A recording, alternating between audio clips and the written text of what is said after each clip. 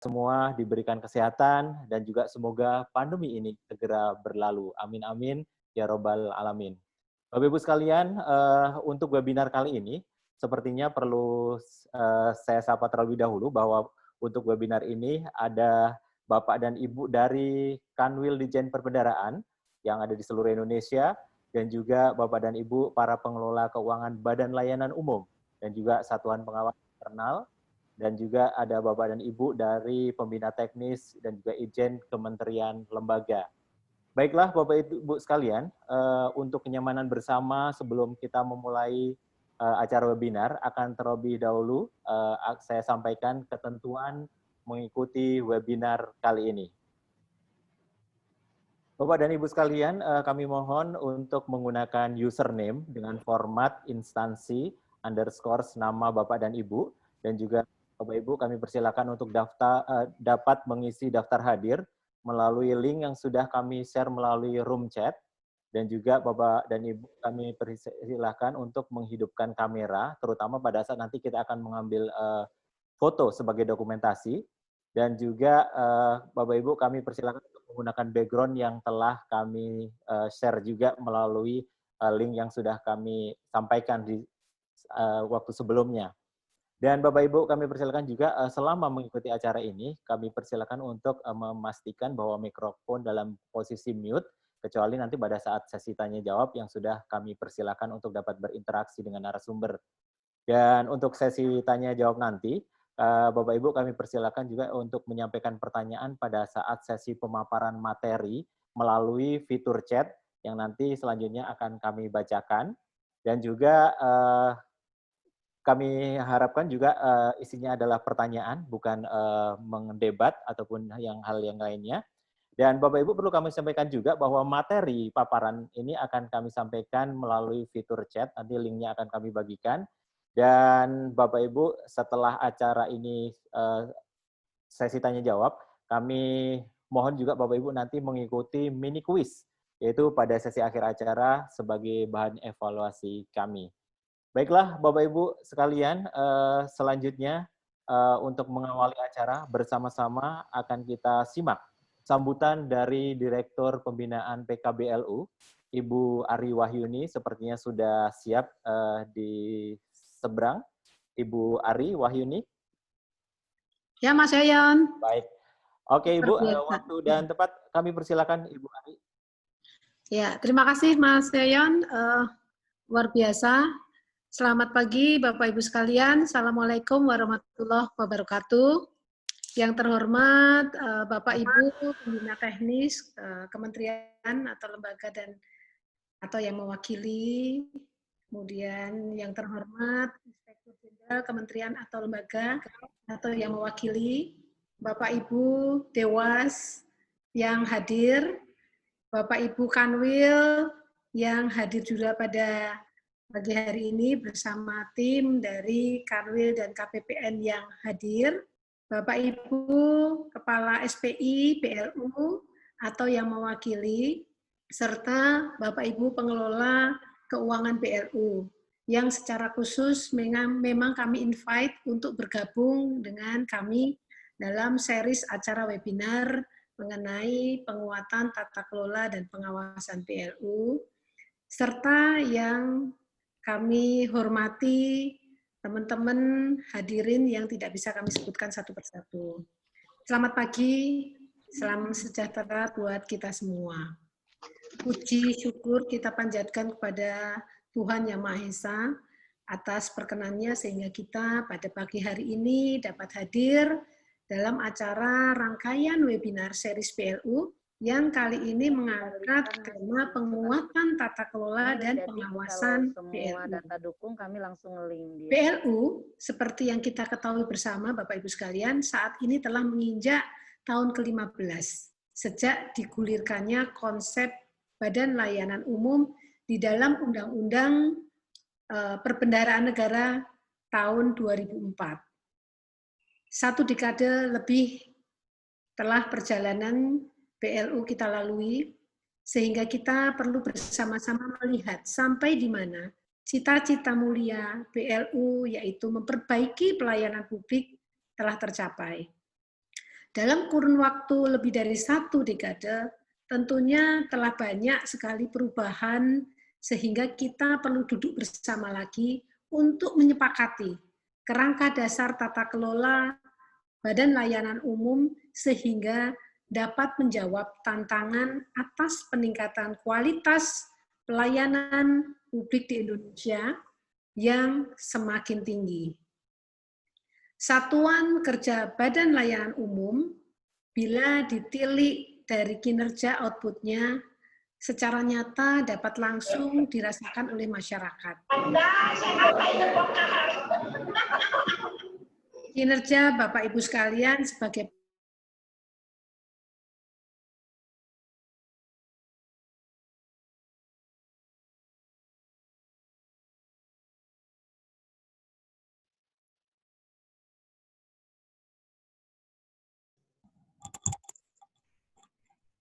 Izin Bu Ari, di mute.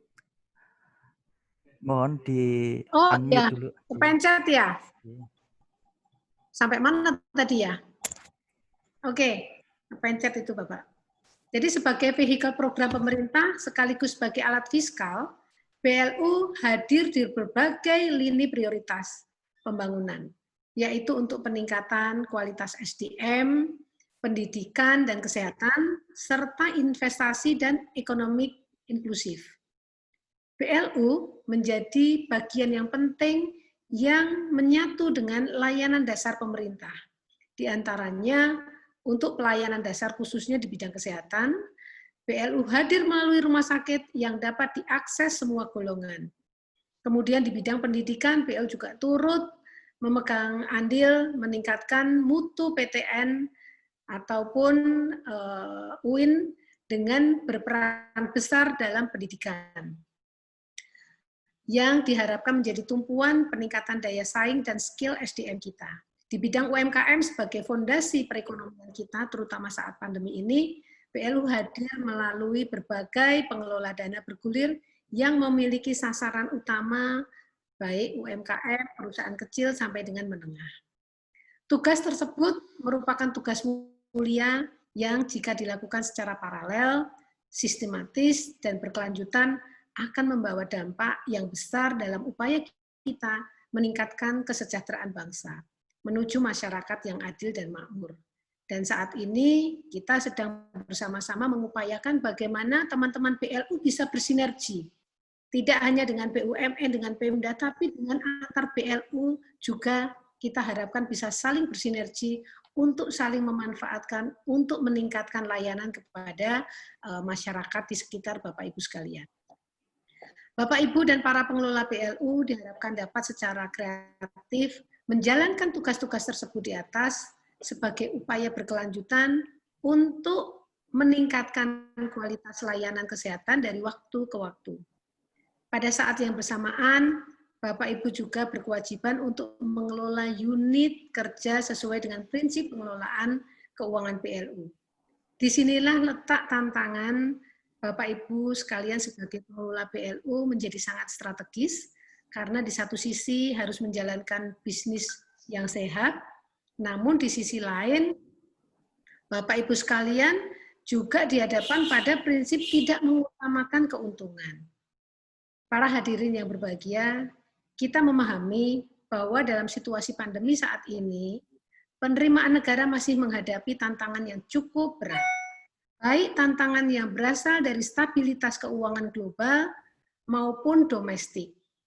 Oleh karena itu, belanja pemerintah telah kita upayakan menjadi lebih efisien, namun dengan tetap berupaya untuk lebih mengedepankan atau mempertahankan capaian target output secara optimal. Untuk itu, berbagai program-program relaksasi ataupun refocusing dikeluarkan oleh pemerintah, oleh Menteri Keuangan, sehingga mempermudah bagaimana Bapak Ibu sekalian memberikan layanan kepada masyarakat setempat. Hal ini tercermin dari alokasi-alokasi anggaran yang dirancang dengan komposisi yang diharapkan langsung berdampak pada masyarakat seperti infrastruktur, pendidikan, dan kesehatan. Dan kami juga membuka peluang sekali untuk dilakukan adjustment terhadap KPI yang memang pada waktu awal didesain itu tidak sesuai dengan kondisi pandemi pada saat ini. Dengan kondisi tersebut, tentunya kami di Kementerian Keuangan memandang perlu untuk mencari sumber-sumber penerimaan baru, mengoptimalkan penerimaan bukan pajak, termasuk di dalamnya adalah penerimaan dari PLU. Peran dari PLU dalam kebijakan fiskal tentunya menjadi sangat penting. Bila dilihat dari pertumbuhan pendapatan PLU, telah terjadi lompatan yang sangat signifikan, sekitar 60% dalam 5 tahun terakhir ini. Itu merupakan pencapaian yang luar biasa, di mana saat ini kita mempunyai PLU sekitar 243 PLU. Untuk turut dan mencapai tujuan tersebut, Kementerian Keuangan selaku pembina keuangan PLU bersama-sama dengan Kementerian Teknis, di mana Bapak Ibu sekalian mengawal Bapak Ibu sekalian, terus mendorong perbaikan proses bisnis PLU, diantaranya dengan tata kelola sistem pengendalian intern, Dewan Pengawas PLU, adanya audit internal, eksternal, serta hubungan antara kementerian lembaga dan pembina teknis. Hal ini ditandai dengan ditetapkannya PMK 129 tahun 2020 yang merupakan penggabungan dari 15 PMK yang disusun dengan cara yang kami harapkan menjadi sistematis. Sehingga ketika Bapak Ibu sekalian menjadi atau ditugaskan menjadi pengelola PLU dalam dapat melakukan dan memahami konsepsi dasar filosofi bagaimana pengelolaan PLU itu dengan cara optimal.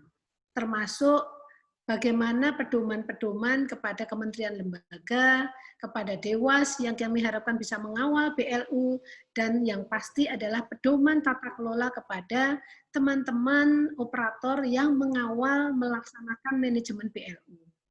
Para hadirin yang berbahagia, masih terdapat aspek-aspek yang menjadi catatan kami sebagai pembina keuangan PLU. Aspek tersebut diantaranya adalah terkait efisiensi, baik dari sisi proses bisnis yang berdampak pada administrasi pelayanan yang terkesan bertele-tele dan lambat, maupun dari efisiensi biaya yang menjadi tuntutan mutlak kesuksesan pelayanan publik. Hal ini sebenarnya tidak hanya dari sisi kami lihat dari sisi teman-teman PLU saja, tetapi juga kami pun sebagai pembina keuangan dan mungkin juga dari sisi Kementerian Lembaga sebagai Menteri Teknis juga memang harus bersama-sama melakukan review kembali untuk bagaimana secara filosofi memberikan layanan yang paling optimal. Semangat melayani pada seluruh jajaran pegawai di PLU menjadi masih perlu dilakukan introspeksi dan perbaikan diri. Continuous improvement. Apabila pentingnya layanan ini benar-benar didrive oleh etos kerja yang baik, pada gilirannya akan tercermin dari kinerja keuangan yang lebih baik lagi dan pelayanan yang optimal. Satu hal yang ingin kami sampaikan dan tekankan bahwa PLU bukan alat politik yang kami sampaikan. PLU justru hadir sebagai bentuk institusi yang terisolir dari intervensi publik. Penganggaran PLU dibuat sedemikian rupa sehingga pemimpin PLU memiliki otonomi yang kuat untuk membuat inovasi-inovasi dalam rangka peningkatan layanannya. Jangan sampai PLU nanti sibuk melayani kebutuhan pihak-pihak tertentu yang mengaburkan tugas utamanya. PLU hanya boleh disibukkan dengan melayani masyarakat yang menjadi stakeholders utamanya. Kami ingin mengingatkan juga bahwa kita semua, baik di pusat maupun di daerah, sebagai pembina PLU, sebagai Dewas, dapat memedomanin PMK 129 ini untuk dan dapat mengimplementasikan tugas-tugas Dewas maupun sebagai operator dan fokus pada tujuan utama PLU, yaitu pelayanan kepada masyarakat. Untuk aparat pemerintah, baik eksternal, BPK maupun APIP, PLU dapat melakukan pemeriksaan yang berorientasi kepada hasil. Bapak Ibu sekalian, topik webinar hari ini merupakan rangkaian webinar yang akan dilanjutkan dengan topik-topik lain yang pasti makin seru. Nanti akan ada pengelolaan kas, ya Mas Yoyon, kemudian ada pengelolaan aset, ada yang paling diharapkan biasanya tentang tarif dan remun. Ya, nah monggo ajak tim dari Bapak Ibu sekalian untuk mengikuti agar memahami pengaturan dari PMK 129 ini dan menjadi pedoman kita semua untuk bergerak bersama-sama. Saya juga menyampaikan terima kasih kepada tim panitia yang telah mempersiapkan penyelenggaraan kegiatan ini serta series webinar sehingga dapat berjalan dengan baik. Semoga Tuhan Yang Maha Esa selalu membimbing kita semua dan memberikan jalan untuk menjadikan Indonesia sebagai negara yang maju dan sejahtera untuk kita semua. Akhirnya, semua aktivitas yang kita laksanakan ini membawa manfaat dan kebaikan bagi negara dan bangsa. Amin. Sekian dan terima kasih. Wassalamualaikum warahmatullahi wabarakatuh. Waalaikumsalam warahmatullahi wabarakatuh. Waalaikumsalam warahmatullahi wabarakatuh. Waalaikumsalam warahmatullahi wabarakatuh. Terima kasih kepada Ibu Ari Wahyuni yang sudah menyampaikan sambutannya. Jadi Bapak Ibu sekalian, seperti yang tadi disampaikan oleh Ibu Ari ya, bahwa memang webinar ini adalah menjadi rangkaian dari sosialisasi dari kebijakan terkini, yaitu PMK nomor 129 PMK 05 2020, yaitu tentang pedoman pengelolaan Badan Layanan Umum yang bertajuk PMK BLU Simple. Dan Bapak Ibu mungkin kita sebagian kita bertanya-tanya kenapa disebut dengan simple padahal tebal dan pasalnya juga banyak sekali. Nah, ternyata PMK BLU Simple ini mengatur secara komprehensif semua ruang lingkup yang ada pada PP 23 2005 yaitu tentang pedoman pengelolaan keuangan Badan Layanan Umum. Dan Bapak Ibu sekalian sebagai informasi PMK ini juga sudah mencabut 15 PMK mengenai BLU yang pernah ada, artinya 15 menjadi 1. Dan faktanya lagi, jika 15 PMK itu digabung, maka akan ada 430 pasal dengan 260 halaman, dan sedangkan pada PMK BLU Simple hanya 319 pasal dengan 189 halaman. Jadi kalau yang masih bertanya-tanya, kenapa disebut simple? Jadi kayaknya perlu membaca lebih lagi aturan yang ini. Baiklah Bapak Ibu sekalian, sebagai topik webinar kita kali ini, yaitu mengenai tata kelola dan pengawasan. Tata kelola dan pengawasan akan menentukan bagaimana Badan Layanan Umum menjalankan kebijakan-kebijakan yang ada, dan katanya sih sebagus apapun kebijakannya, kalau tata kelola pengawasannya masih belum, maka akan sama saja. Dan topik kali ini akan membuka serangkaian acara webinar selanjutnya, dan Bapak Ibu sekalian, untuk topik hari ini akan kita hadirkan sebagai narasumber Kepala Subdit PPK BLU 1, Direktorat PPK BLU, Direktorat Jenderal Perbendaharaan, Bapak Maudi Hermawan. Gimana Bapak Maudi Hermawan, sudah siap di layar? Siap, Mas. Baik. Oke, Bapak Ibu sekalian, langsung saja waktu dan tempat kami persilakan kepada Bapak Maudi, silakan. Bismillahirrahmanirrahim. Assalamualaikum warahmatullahi wabarakatuh.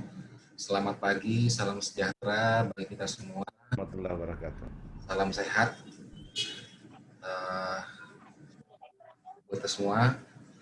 Yang kami hormati Ibu Direktur PPK BLU, Ibu Ari Wahyuni, Bapak Ibu Kepala Kanwil, Direktorat Jenderal Perbendaharaan yang ada di sini. Kemudian juga dari Kepala KPPN beserta jajaran, kemudian seluruh pimpinan jajaran manajemen Satker BLU yang mengikuti webinar, Bapak Ibu hadirin sekalian. Pertama-tama terima kasih Bapak Ibu, kita semua sudah bergabung di sesi ini. Karena seperti disampaikan bahwa ini merupakan sesi kedua ya, sesi kedua dari rangkaian sosialisasi Peraturan Menteri Keuangan Nomor 129 ya, yang mengkonsolidasikan seluruh peraturan tentang pengelolaan BLU yang telah ada. Izin, walaupun sudah diperkenalkan oleh Pak Mas Yoyon, ya, saya Maudi. Sehari-hari saya bermitra dengan BLU-BLU yang di bidang ya. Jadi salam kenal buat Bapak Ibu semua.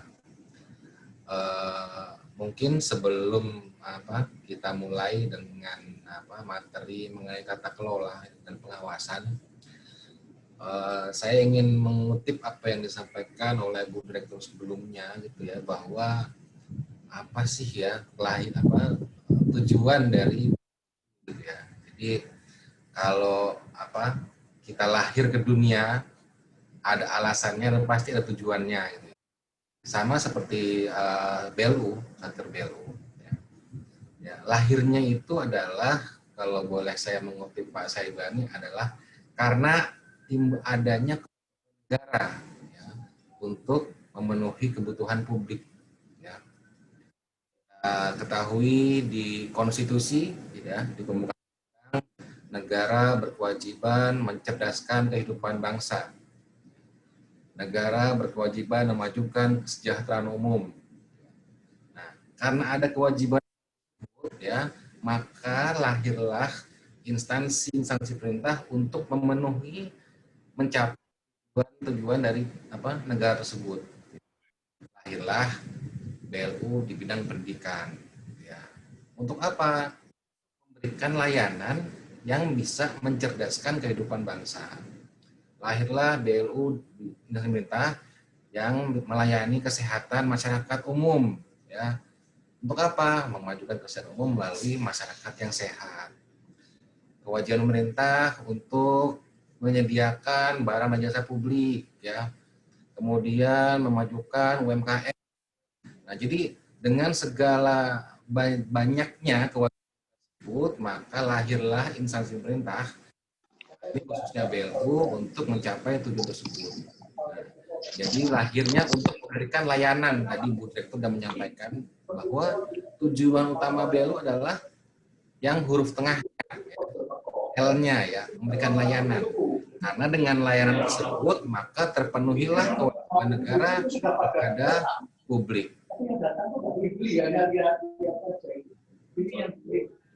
Kemudian, ya, jadi dengan tujuan tadi untuk memberikan layanan, ya, untuk mendeliver layanan diperlukan tata kelola, ya, tata kelola yang baik dari BLU tersebut, ya, supaya layanan yang diberikan tercapai, kualitasnya juga baik dan dengan kerangka akuntabilitas, gitu ya.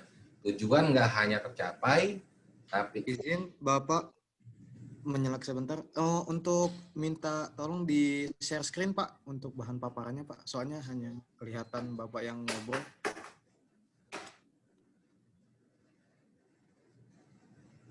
Bisa saya lihatkan ya.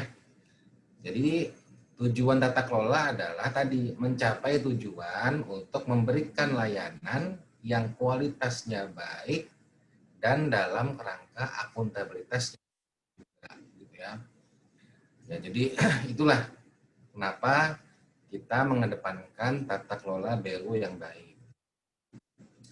Dalam berbagai kesempatan mungkin kita pernah mendengar ya, saya sendiri dalam berbagai diskusi gitu kan, bahwa pengelola BLU, jajaran pimpinan juga termasuk dewasnya itu semacam menghadapi dilema gitu ya. Dilema seperti tadi disampaikan Bu Direktur ya. Bagaimana BLU yang tidak mengutamakan keuntungan tapi juga harus mendeliver dengan cara bisnis yang sehat gitu ya. Nah, bagaimana ini gitu kan? Banyak pertanyaan seperti itu gitu ya. Bagaimana keseimbangan antara mendeliver yang tidak mengutamakan uang tapi juga harus praktik bisnis yang sehat gitu ya.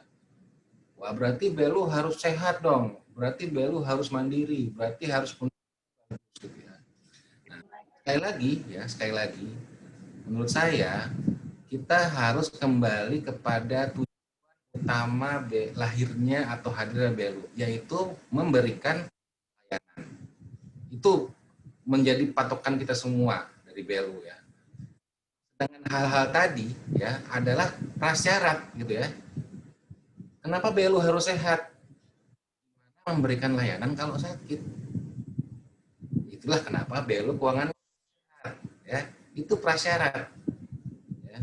Dan akhirnya tujuannya adalah memberikan layanan. Kenapa harus mandiri ya?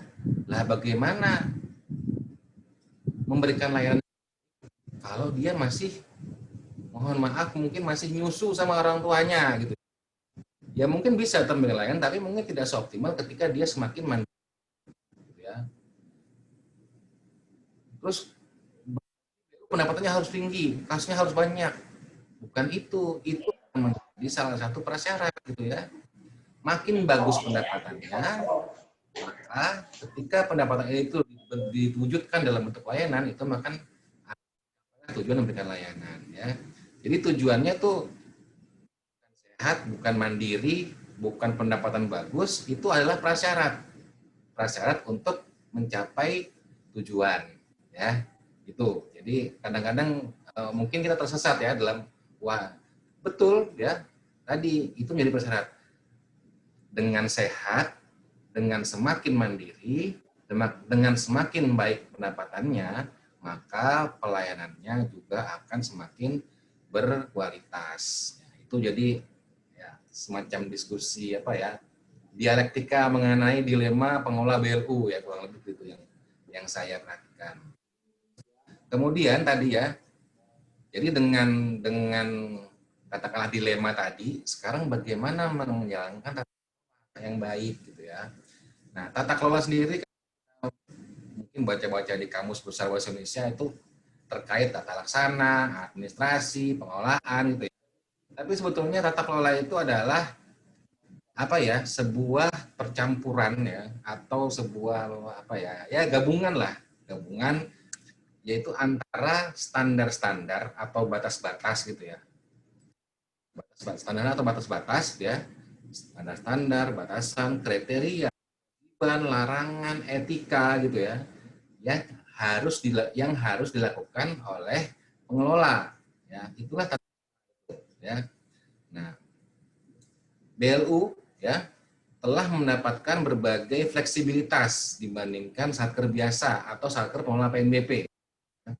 Kita tahu ini kan orang pemerintah semua ya. Ada satker yang hanya mengelola RM, ada satker pengguna PNBP, ada BLU ya. Nah, BLU ini mempunyai berbagai fleksibilitas ya. Seksi berikutnya tadi Bu Dato menyampaikan ada seksi pengelolaan aset, ada angkas gitu kan, ada remun tarif.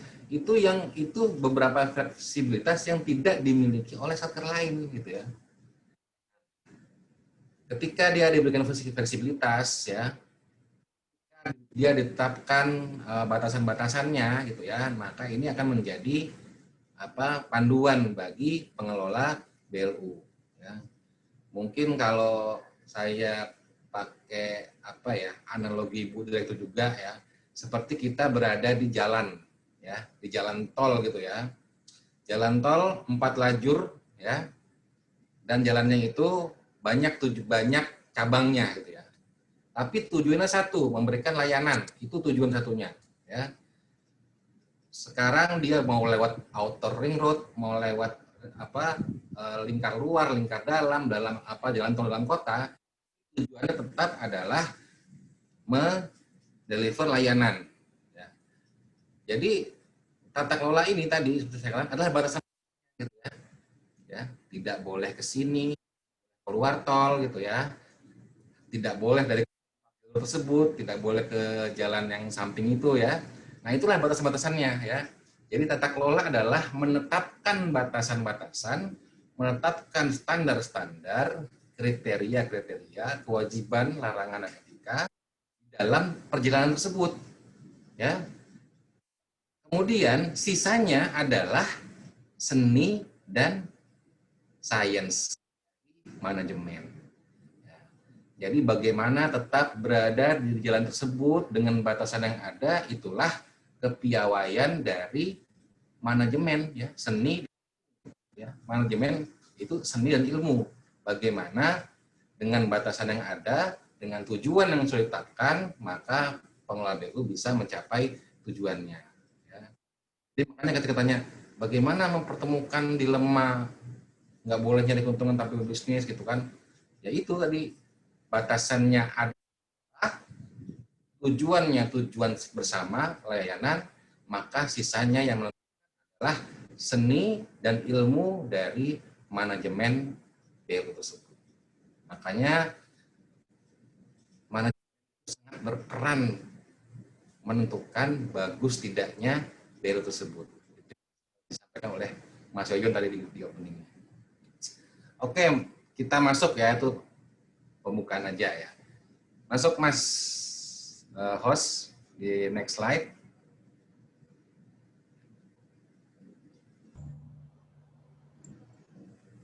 Next. Ya, ini beberapa beberapa pengaturan di dalam PMK 129 terkait tata kelola kawasan BLU ya. Yang pertama anggaran, pengelola, pembinaan BLU, pengawasan oleh Dewas, sistem penilaian intern dan pemeriksaan ekstern serta penilaian maturitas BLU. Ya. Next. Oke, pertama kita masuk kepada tata kelola di bidang perencanaan dan penganggaran. Ya, ini teksnya banyak nih, Bapak Ibu kan udah di share ya di chat ya materinya.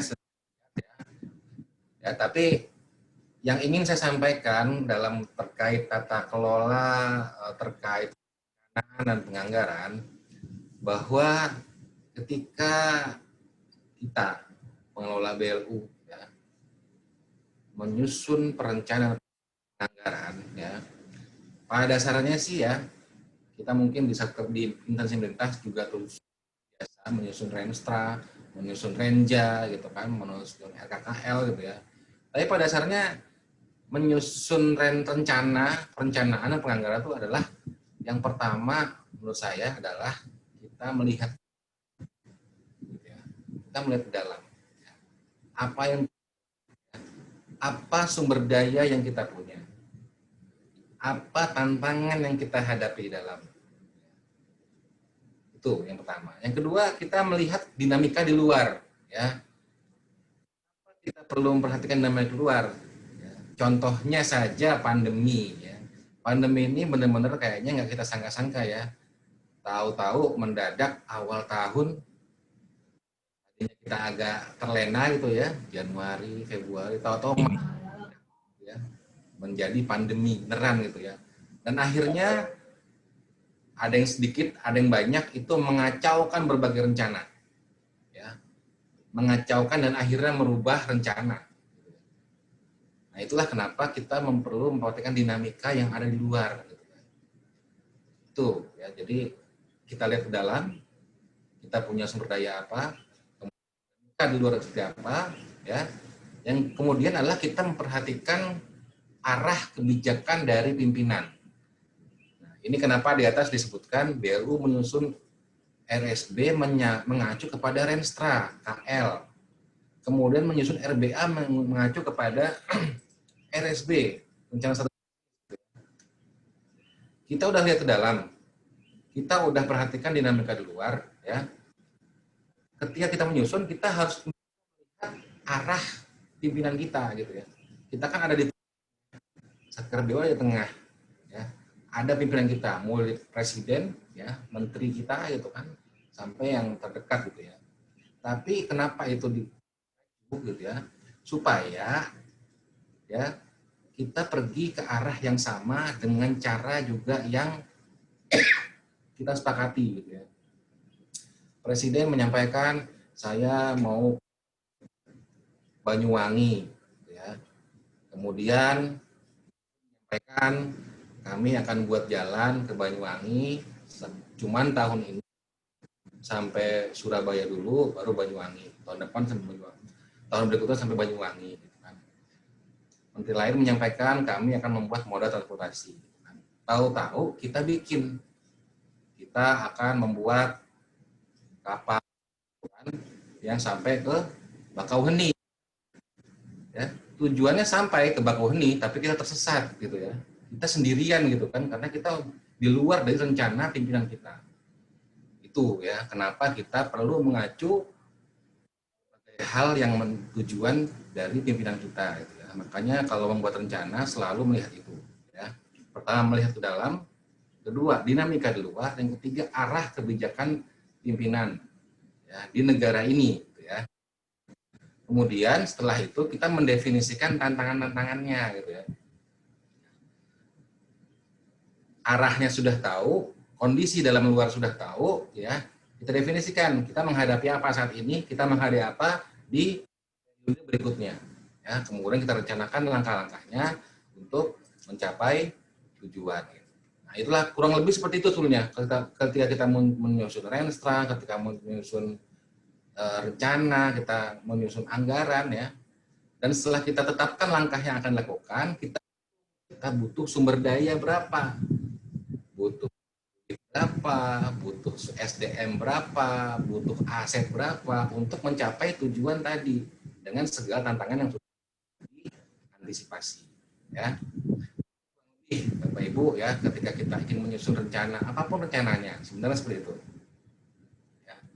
Nah, ini ada pengaturan baru yang dikasih highlight merah ini, ya, tanda bulatan merah, bahwa BLU menyampaikan RBA yang ditandatangani oleh pemimpin BLU kepada Menteri Keuangan dalam hal ini Dirjen dan Menteri Pimpinan Lembaganya, yaitu pejabat S1 pimpinan teknisnya. Ini pengaturan baru, ya. Maksimal akhir Desember 2 tahun sebelum pelaksanaan RBA. Nah, dari sisi kami, ya, yang menerima RBA tadi, kami melakukan analisis terhadap RBA tersebut. Apa yang dianalisis? Nah, sebetulnya tadi, ya, tadi gitu ya, terkait dengan tadi melihat ke dalam, melihat dinamika di luar, arah kebijakan pimpinan, gitu kan, tantangannya seperti apa, kemudian langkah-langkah yang dilakukan seperti apa, butuh sumber daya berapa, gitu kan.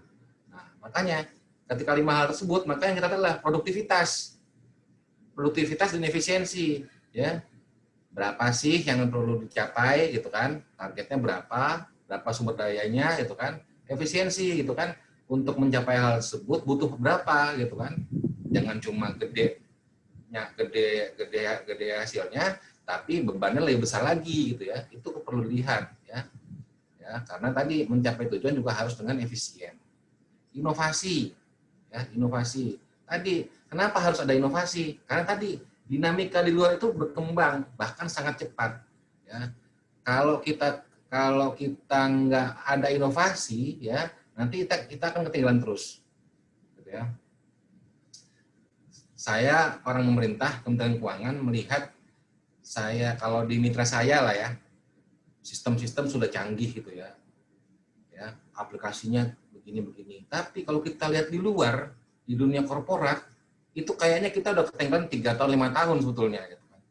Nah, itu kita kejar terus, makanya, ya, jangan sampai kalau nggak ada inovasi, kita akan ketinggalan terus, ya. Inovasi nggak cuma IT, inovasi sekali lagi, inovasi tidak cuma IT, inovasi juga bisa di proses bisnis, gitu ya. Yang simpel sekalipun itu, yang penting dia bisa meningkatkan kualitas layanan, itu adalah inovasi. Kemudian juga keselarasan kesesuaian tadi yang terkait dengan arah kebijakan pimpinan, ya. Makanya bagaimana kita menilai bahwa rencana yang disusun itu sesuai atau selaras dengan rencana sebelumnya di RSB, di RBA, di Renstra KL, gitu ya. Nah, kemudian nanti hasil analisis kami terhadap RBA tersebut akan kami gunakan sebagai penyusunan alokasi anggaran BLU, termasuk untuk penentuan targetnya, ya. Nah, kemudian RBA ditetapkan menjadi RBA definitif setelah Perpres APBN ditetapkan, ya, dengan memperhatikan indikator KPI BLU yang ditetapkan oleh Menteri Keuangan, ya. Sepertinya kayaknya seluruh BLU udah punya KPI, ya. Saya yakin lah.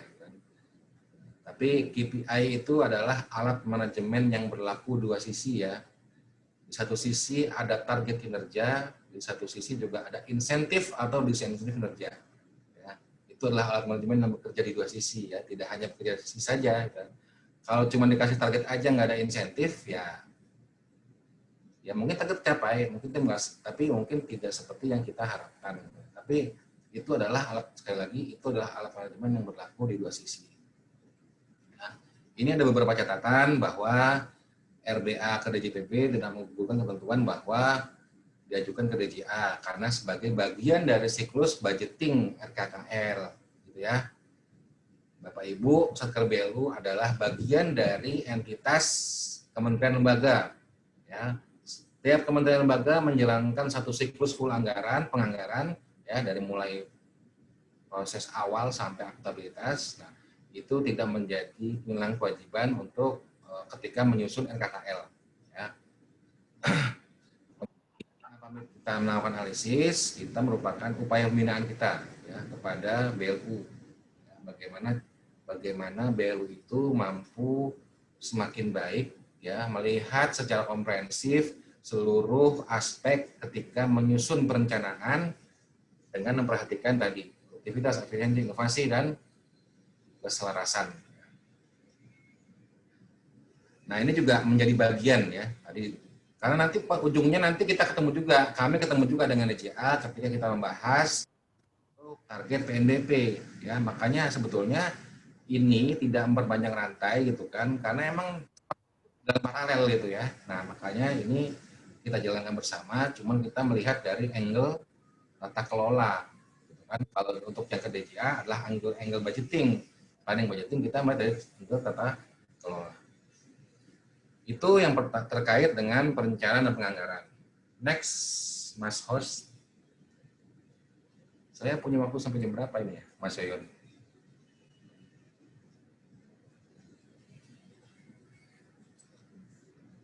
Kemudian terkait dengan pejabat pengelola. Tadi di opening saya sampaikan gitu ya, tata kelola itu adalah batasan-batasan ya. Batasan-batasan supaya nanti ketika di dalam tadi pengelola BLU menggunakan seni dan ilmu manajemennya, dia nggak keluar gitu ya.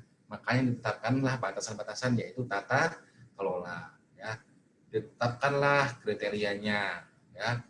Kriteria pejabat pengelola seperti apa ya. Di sini ya normatif gitu ya, normatif bahwa emang semua unsur pemerintah bahkan swasta sekalipun emang harus ini yang dipenuhi ya.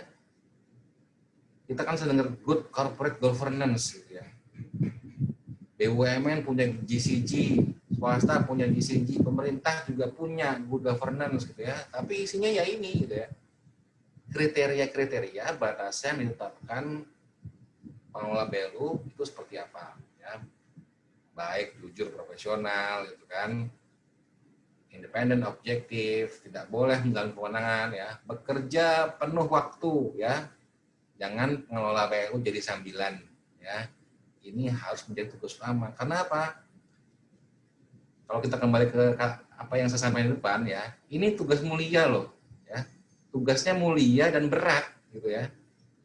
Tugasnya mulia apa? Memenuhi kewajiban negara kepada masyarakat. Kalau kita nggak mengemban tugas itu, ya masyarakat marah. Maka kita mengemban tugas mulia. Dan tugasnya berat. Kenapa? Tadi menemukan keseimbangan antara nggak nyari keuntungan, nggak mengutamakan keuntungan, dengan melakukan bisnis yang sehat. Gitu ya. Kalau swasta mungkin dia mudah ngomongnya ya. Kami punya etika bisnis yang sehat, gitu kan. Tapi kami kalau ada pasien ya, kalau saya di mitra kesehatan ya, rumah sakit swasta boleh aja nolak pasien gitu kan. Kalau kami terima nanti kami tidak menjalankan bisnis yang sehat gitu kan. Tapi kita tidak, BLU tidak ya. Nah, kemudian tadi gitu kan, kalau mungkin terbiasa gitu ya, ya udah kacamata kuda aja kan, arahan seperti ini dijalankan ya. Tidak ada seni dan ilmu di situ ya. Makanya ini tugas mulia dan tugas berat ya. Makanya harus komitmen kerja penuh waktu. Bukan anggota politik ya, sadar ya. Kemudian pengangkatan ya, pengangkatan melalui proses uji kelayakan kepatutan ya. Diangkat setelah mendapat persetujuan Menteri Keuangan dan mengikuti peraturan mengenai peraturan perundangan di bidang kepegawaian ya. Khusus untuk yang non PNS diangkat dengan kontrak paling lama 5 tahun dan dapat diangkat kembali untuk 1 kali masa jabatan.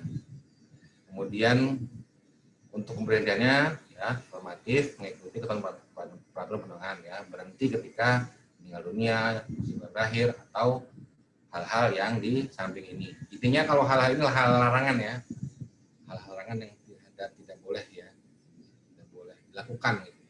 Itu akan menjadi titik untuk diberhentikan. Next, Mas. Nah, kemudian tadi ya, tata kelola apa sih? Tata kelola batasan, kriteria, standar, dan kewajiban. Ya, kewajiban apa yang harus dipenuhi oleh pengelola BLU? Ya. punya tata tertib kerja dan pedoman teknis, pedoman kode etik. Ya. Ini penting, ya, karena tadi ya kita pergi ke satu tujuan yang sudah ditetapkan. Dengan cara itu, ya, juga harus punya pedoman, ya. Kita bukan sedang pergi makan siang yang bebas-bebas saja gitu ya. Kita pergi mencapai tujuan mulia. Makanya diperlukan standar kode etik, ya, pedoman teknis, ya, supaya ada patokannya. Kalau begini benar, kalau begini tidak benar, gitu ya. Itu makanya perlu ditetapkan. Ya. Sisanya ya normatif, ya, harus mengambil efektif tepat, ya. Bisa dilihat di sini. Larangan, ya, larangan, ya, pengelola BU tidak boleh merangkap jabatan anggota dewas pada atau pengelola lain di BU lain, ya. Kenapa? Kalau merangkap nanti tadi tidak memenuhi unsur kriteria bekerja penuh waktu. Kan nggak mungkin kalau menjabat di 2 BLU misalnya gitu kan, saya kerjanya yang di BLU ini malam, saya kerja di siang gitu kan, terus kapan tidurnya, kapan istirahatnya, ya. Makanya tidak boleh merangkap jabatan. Ya. Kemudian juga tidak merangkap jabatan komisaris atau direksi pada BUMN atau swasta. Kemudian juga tidak boleh untuk kepentingan pribadi, ya, memiliki hubungan keluarga sedarah, ya, sampai dengan level 3, ya. Nah, kemudian juga menggunakan penasihat perorangan atau konsultan, kecuali untuk proyek yang sifatnya khusus dengan kontrak khusus. Intinya seperti itu. Ini beberapa larangannya. Next, Mas Kos. Nah, ini pembinaan, ya, pembinaan dilakukan oleh 2 pihak, ya. Dari menteri atau pimpinan lembaganya, ya, melakukan pembinaan kepada BLU, ya, atas kebijakan penyelenggaraan pelayanan umum, ya.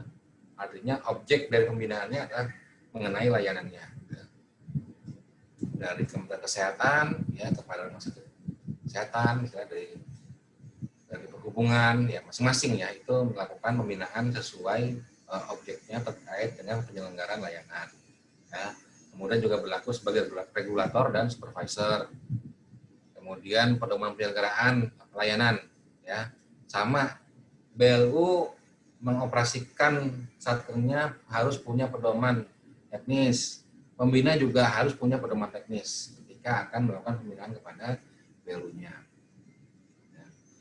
Nah, ini juga pengaturannya baru, ya, bahwa Menteri Pimpinan Lembaga harus menyelenggarakan rapat pembinaan dengan Dewas paling sedikit 1 kali dalam setahun, ya. Yang bahasan strategik, ya, bukan bahasan yang operasional detail, ya. Tuh, jadi ini pengaturan baru terkait bahwa pembina teknis, ya, melakukan pembinaan dalam bentuk paling tidak ada rapat dengan Dewasnya, membahas hal-hal yang sifatnya strategis.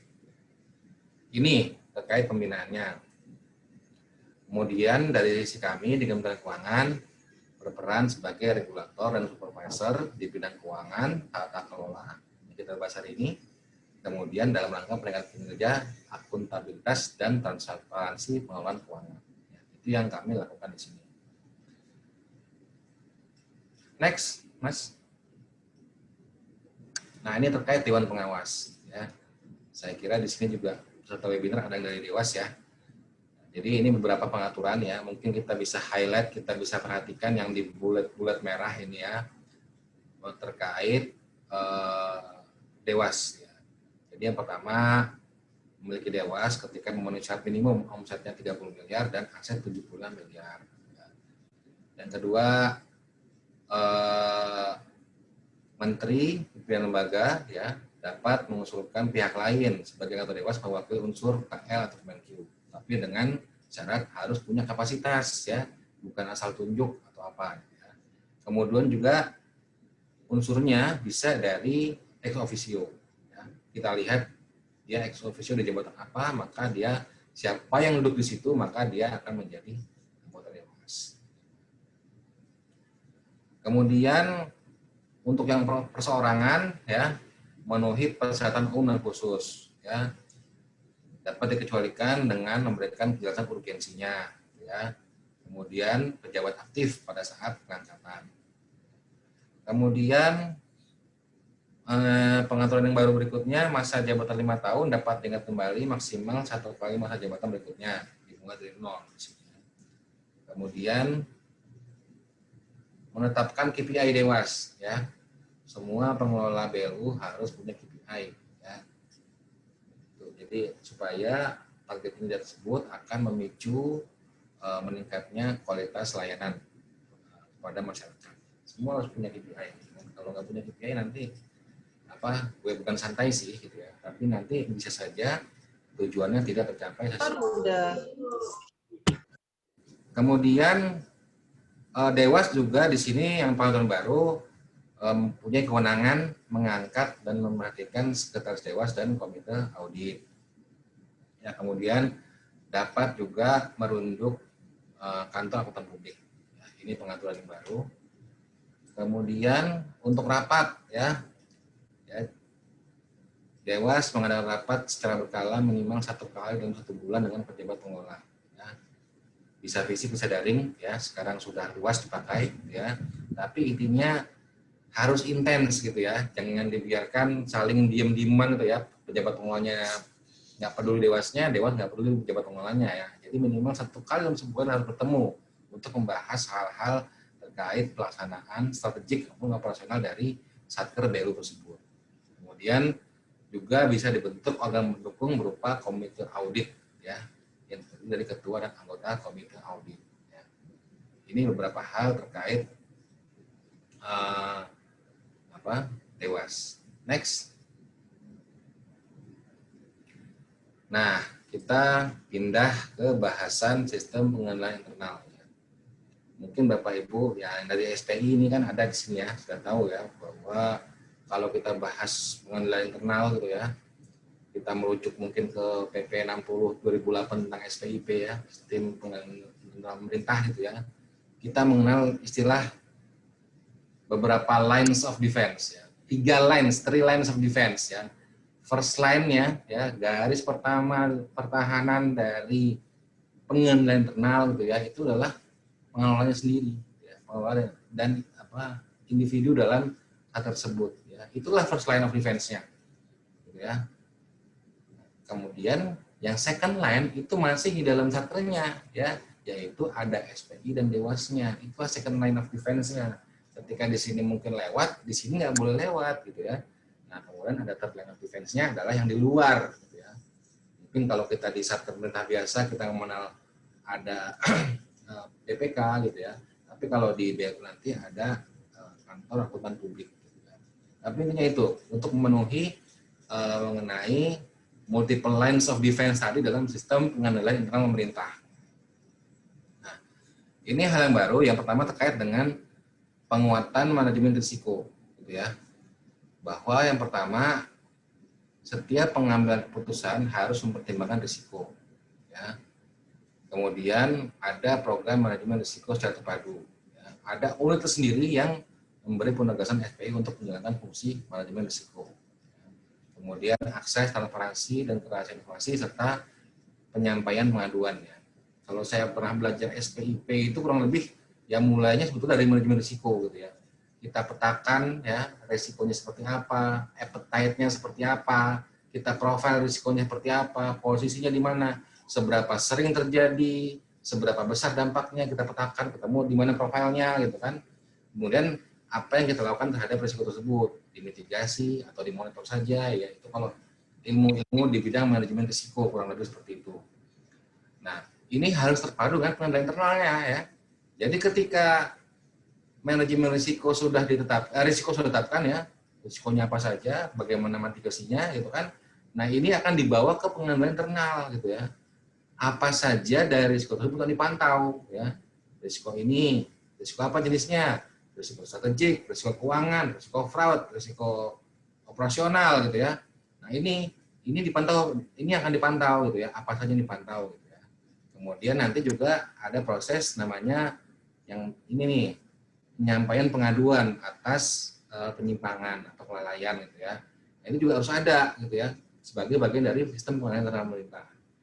Kemudian terakhir adalah evaluasi atau pemeriksaan, ya, baik dari internal maupun dari eksternal tadi. Gitu. Tujuannya adalah untuk yang di samping ini adalah tercapainya efektivitas dan efisiensi bitan BLU serta pengamanan aset BLU. Ya.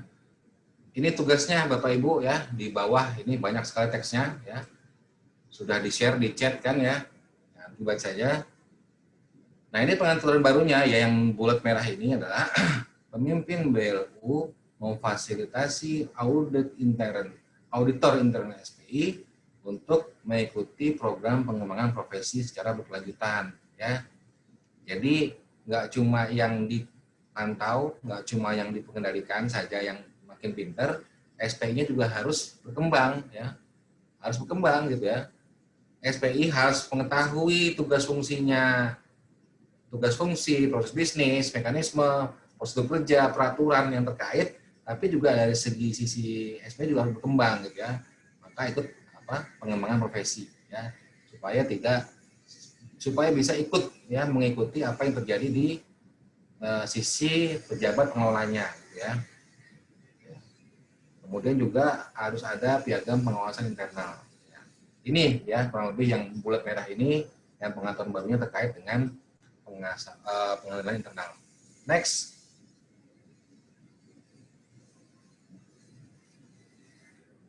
Nah, ini yang eksternal ya. Eksternal terkait dengan pemeriksaan ekstern terhadap BLU sesuai dengan ketentuan peraturan perundangan ya. Dalam hal pemeriksaan eksternal dilaksanakan oleh kantor akuntan publik gitu ya. Ya, berarti BLU harus memilih kantor akuntan publik untuk menjadi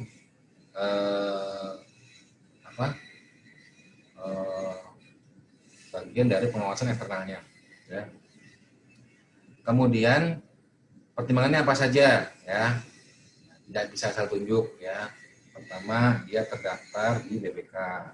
Ya, kemudian dilihat portofolionya, dia sudah berpengalaman audit di mana saja. Ya, yang setara dengan BLU-nya. Ya. Kalau mau rumah sakit BLU ya yang dia udah pernah mengaudit rumah sakit di tempat lain ya, mungkin rumah sakit BUMN, rumah sakit umum daerah gitu kan. Tapi dia sudah punya portofolio ketika dia akan melakukan audit kepada kantor BLU. Kemudian best value for money ya. Kemudian kualifikasi dan izin ada ya. Kemudian ada pernyataan semacam perjanjian bahwa informasi di dalam itu tidak boleh dikeluarkan tanpa persetujuan dari pengelola BLU. Ya. Hasil-hasilnya itu adalah konsumsi dari hasil utamanya, konsumsi dari pejabat pengelola BLU sebagai yang diaudit, gitu ya. Jadi jangan keluar dulu ya, harus disetujui juga oleh yang melakukan, yang meminta untuk diaudit. Ya. Kemudian KAP dan auditor bebas dari pengaruh dewas, ya. Pejabat pengelola BLU dan pihak yang berkepentingan. Mereka harus independen ketika melakukan pemeriksaan kepada BLU. Ya. Makanya dibutuhkan beberapa pernyataan dari KAP tersebut. Ya. Nah, ini penunjukan ya, beberapa hal, cara menunjuknya sesuai dengan ketentuan pengenalan jasa yang ada, gitu ya. Kemudian kalau ada komite audit, ya, dilakukan melalui komite audit. Ya. Kalau belum punya dewas, juga boleh ditunjuk oleh menteri atau pimpinan lembaga. Kemudian penetapannya paling lambat 30 September sebelum tahun pelaporan berakhir. Kemudian untuk kapan dilakukan dilakukan audit terhadap BLU oleh audit eksternal ya. Itu juga ketika akan mengundang audit eksternal harus memperhatikan jadwal pemeriksaan laporan keuangan pemerintah atau laporan keuangan pemerintah lembaga. Karena sektor BLU adalah bagian dari entitas keuangan kementerian lembaga yang juga diperiksa oleh BPK ya. Makanya harus perhatikan jadwal ini ya, jangan sampai mengganggu proses yang di tempat lain gitu ya. Kemudian outputnya apa saja, yaitu opini ya. Kemudian opini atas laporan keuangan, kemudian laporan atas SPI, kemudian kepatuhan terhadap peraturan perundang-undangan. Kemudian terhadap hasil dari KAP tersebut, SPI menyampaikan kepada pemimpin BLU dan Dewan Pengawas hasil dari audit eksternal tersebut. Next. Nah, ini tata kelola yang baik ya. BLU wajib menerapkan tata kelola yang baik secara konsisten dan berkelanjutan. Artinya, ya tata kelola yang baik tadi kan, batasan-batasan, ya, kriteria, standar, kewajiban, larangan segala macam itu ditetapkan konsisten dan berkelanjutan. Ya, ini bukan seperti iman yang naik turun, gitu ya. Tata kelola harus konsisten dan berkelanjutan. Kalau nggak konsisten dan berkelanjutan, maka dia akan berdampak kepada deliver dari layanannya, gitu kan. Jadi makanya tata kelola yang baik, ya, konsisten, berkelanjutan. Kemudian juga pemimpin BLU membuat pedoman teknis, ya, SOP, pedoman kerja, dewas dan pimpinan BLU atau board manual, ya. Sama kayak kita berada di mobil, ya, kita berada di mobil. Ini Bu Direktur menjelaskan ya, ketika berada di mobil, apa yang terjadi di mobil, misalnya ban kempes kah, gitu kan, atau lampu ada yang mati, ya, kita bisa mengatasinya dan bisa menjelaskannya, bisa mengetahuinya dari buku manual yang ada di laci mobil itu. Sama seperti hal itu, ya, kita analogikan, ya, maka pemimpin, ya, itu juga punya manual, gitu ya, yang hal-hal berkenaan dengan struktur organ hubungan kelembagaan antara BLU dan Dewas, ya, yang menyangkut hubungan kelembagaannya. Kemudian pemimpin BLU menunjuk pejabat keuangan satu tingkat di bawah BLU sebagai penanggung jawab penerapan dan pemantauan tata kelola yang baik pada BLU. Nah, terakhir ini saya terakhir apa enggak ya? Jadi nanti akan ada penilaian maturitas. Maturitas ini istilahnya saya baku nggak ya? Mudah-mudahan baku ya di bahasa Indonesia. Penilaian kalau di bahasa Inggris maturity ya, maturity ya, kedewasaan ya. BLU yang antara lain terlingkupnya tata kelola BLU, ya. Jadi nanti akan dinilai tata kelolanya itu sudah dewasa atau belum, ya. Tapi di maturity ini nanti banyak menilai, tapi tata kelola itu akan menjadi yang akan dinilai, ya. Apakah tadi sudah menerapkan, sudah punya pedoman teknis, sudah punya SOP segala macam gitu ya. Bagaimana penerapannya gitu ya, bagaimana memenuhi batas-batasnya gitu kan. Bagaimana memenuhi fleksibilitasnya, itu akan dinilai maturity-nya, ya. Dari masing-masing BLU dan pengawasan juga ya, seperti apa pengawasannya. Next, habis ya.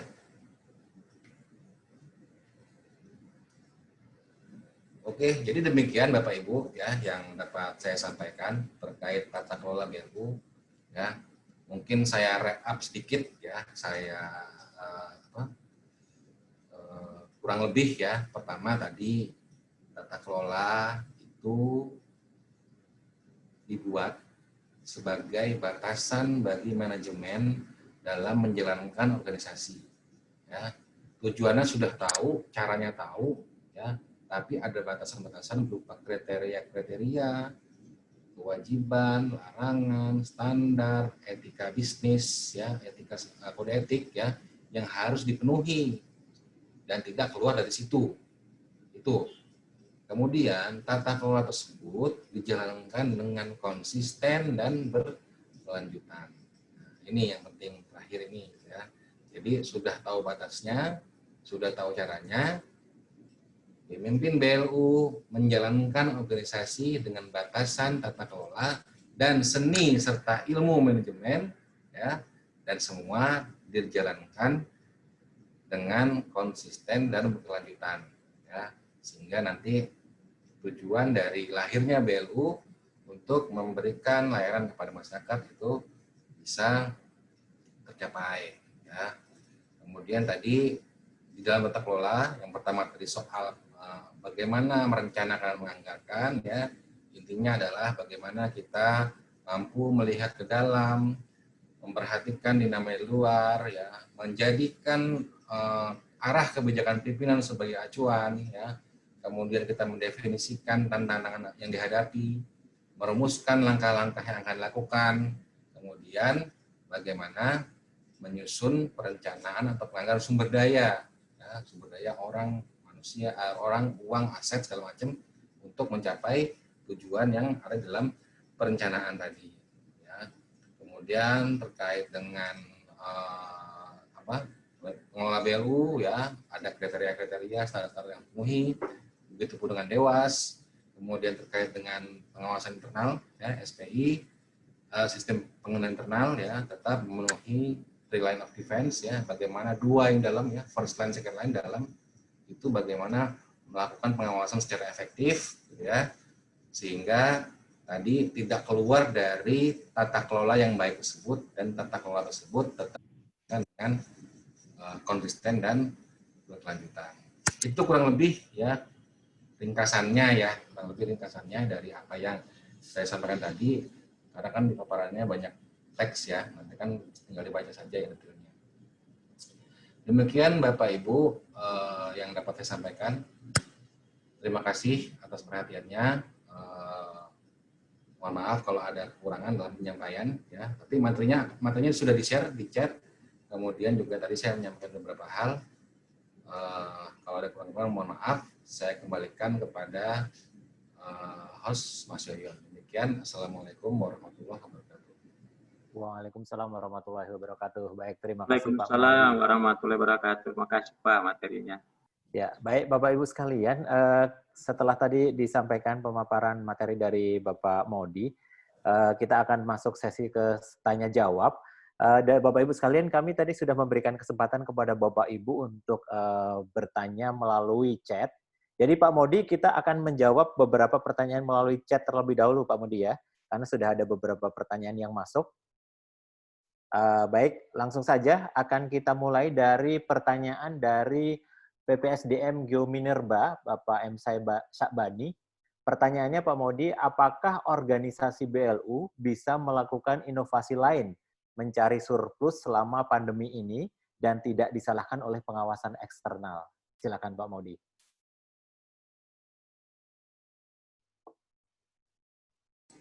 Baik, terima kasih Bapak. Jadi sebenarnya inovasi, ya inovasi di era apapun tetap harus dilakukan. Banyak penelitian, banyak studi lah, ya. Banyak studi yang mengatakan bahwa Indonesia ini kalaupun dikatakan tertinggal dari negara maju adalah karena kurangnya riset dan penelitian. Ya. Riset dan penelitian itu melahirkan inovasi. Ya. Jadi inovasi itu harus dilakukan, gitu kan. Tidak melihat masanya, gitu ya. Bahkan dalam masa pandemi ini justru itulah saatnya dilakukan, gitu ya. Ketika kita, tadi saya suka pakai analogi, ya. Ketika kita di jalan tol tadi, ya, kemudian ada hambatan, ya, entah mungkin ada apalah hujan deras atau apa, gitu kan. Istilahnya menghambat jalan kita di jalan tersebut, ya. Maka kita harus punya inovasi di situ, gitu ya, supaya jalan kita tetap lancar, ya, konsisten, berkelanjutan. Ya. Tapi tentu saja kembali ke soal tata kelola tadi. Tata kelola itu memberikan batasan-batasan, ya, batasan-batasan harus dipenuhi, ya. Regulasinya ada, ya, SOP-nya ada, pedoman teknisnya ada, standarnya ada, kode etiknya ada, ya. Jadi sepanjang kita melihat benar adalah itu batasannya, ya. Jadi kembali kita pengen inovasi nih, gitu ya. Contohnya apa sih, ya, kalau misalnya mungkin izin ya Bapak Ibu yang dari seluruh BLU kan, karena saya mitranya BLU Layanan Kesehatan, ya. Misalnya kita BLU Layanan Kesehatan di masa awal pandemi, gitu ya, itu terdampak sekali, ya. Orang takut ke rumah sakit. Ya. orang takut ke rumah sakit, ya, takut tertular gitu ya. Bahkan nggak cuma masyarakat, gitu kan, tenaga kesehatan juga takut juga gitu kan. Nah, ketika orang agak menahan diri pergi ke rumah sakit, pendapatan turun. Gitu ya. Padahal pendapatan ini kan salah satu prasyarat untuk menjadi organisasi yang sehat gitu ya.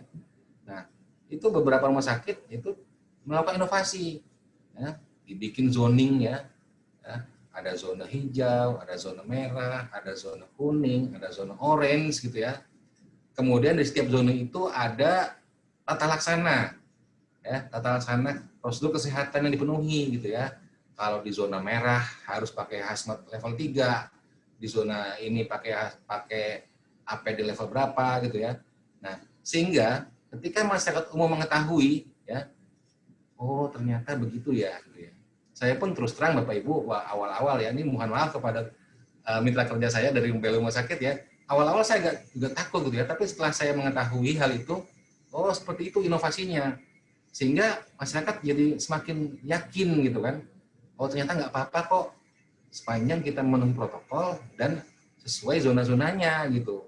Nah sekarang kan di tahun kemarin itu sudah mulai rebound ya, sudah mulai rebound pendapat rumah sakit tadi, karena ada inovasi tadi ya. Coba kalau kita berdiam diri saja ya, waduh orang malas datang nih, udahlah kita pasrah aja gitu ya, tanpa ada inovasi, ya mungkin kita akan lambat reboundnya atau mungkin tidak rebound sama sekali gitu ya. Nah itu, nah jadi tadi ya, sekarang bagaimana ketika kita berinovasi tadi, bikin zoning segala macam itu, ya kita lihat ini secara standar belanjanya melewati apa enggak, kemudian secara arahan dari Kementerian Kesehatan memenuhi apa enggak. Jadi asal semua dipenuhi dari batasan tata kelola tadi, itu bukan dikatakan apa-apa, adalah keharusan menurut saya, keharusan kita ingin survive dari masa pandemi atau masa apapun itu ya. Masa normal pun kita kalau mau survive, kita harus inovasi gitu ya. Ini normal nih, biasa hari biasa gitu ya. Nggak ada inovasi ya mungkin kita ditinggal orang gitu ya. Nah, makanya inovasi itu harus dilakukan di masa apapun, terutama justru di pandemi ini. Demikian Mas Yon. Baik, jadi intinya apapun kondisinya terus berinovasi ya Pak Modi, tentu saja dengan memperhatikan batasan-batasan tata kelola yang ada. Baiklah, semoga dari Bapak M. Syabani puas dengan jawaban yang tadi tentang inovasi di masa pandemi ini. Selanjutnya pertanyaan berikutnya, kita punya pertanyaan dari RSCPD Harapan Kita dari Bapak Lili Armahir Hendro. Pertanyaannya, RBA disampaikan BLU ke Menteri Keuangan dan Menteri Teknis maksimal akhir Desember, 2 tahun sebelum tahun pelaksanaan RBA. Bagaimana implementasinya di saat awal berlakunya PMK 129/2000 ini? Silakan Pak Modi. Baik, jadi untuk yang RBA sini, untuk apa? Untuk yang di tahun 2020 ya, kan kita harus susun RBA ini ya. Nah ini akan kita lakukan segera di Desember ini Pak. Dari mana ya? Tadi rumah sakit ya. Nah itu akan dilaksanakan, tapi bentuk RBA-nya lebih simpel Pak. Sementara ini lebih simpel ya. Karena tadi ini hal baru nih ya, kami paham gitu ya, namanya pengaturan baru gitu ya, kita butuh adjustment ya dalam mengimplementasikannya ya. Tapi tetap saja kita harus coba implementasikan ya untuk di Desember ini bagaimana menyusun RBA sesuai PMK 9 ya. Tapi mungkin nanti penyusunannya itu akan lebih simpel ya, lebih simpel dari yang sudah ada sebelumnya gitu ya. Nah itu sih mungkin Pak ya. Jadi nanti kan tadi rumah sakit harapan kita nih Mas ya? Ya betul Pak. Rumah sakit harapan. Iya Pak ya. Jadi nanti akan dengan Pak Unggul itu ya. Nah, ketika kami menyusun RB-nya seperti apa sih? RBA versi PMK terus ini ya, yang untuk 2 tahun itu berikutnya ya. Nanti karena ini adalah pengaturan baru, nanti sama Pak. Saya yakin, walaupun saya baru 6 bulan di PPKBLU, tapi saya yakin ketika dulu awal-awal kita menerapkan RBA, ya, pasti juga nggak sampai bagus, kompleks gitu kan, komprehensif gitu ya. Tapi kita ada proses adjustment ketika kita belajar apa saja sih ya. Tapi tadi Pak, mungkin sesimpel-simpelnya RBA versi baru, tapi tadi tetap ada bagaimana memenuhi produktivitas, efisiensi gitu kan, kemudian tadi kesesuaian ya. Jadi minimal RBA yang simpel tadi tetap memenuhi atau bisa dinilai produktivitas, efisiensi, sesuai dan lain itu Pak. Itu Pak untuk penerapan 2020 ini. Baik, terima kasih Pak. Baik, terima kasih Pak Modi jawabannya. Dan Bapak Ibu sekalian, selanjutnya langsung saja pertanyaan berikutnya dari Ibu Linda Biserka dari BPKS. Pertanyaannya, BLU harus punya piagam pengawasan intern. Itu tertuang di dalam aturan dan dasar hukum di mana ya?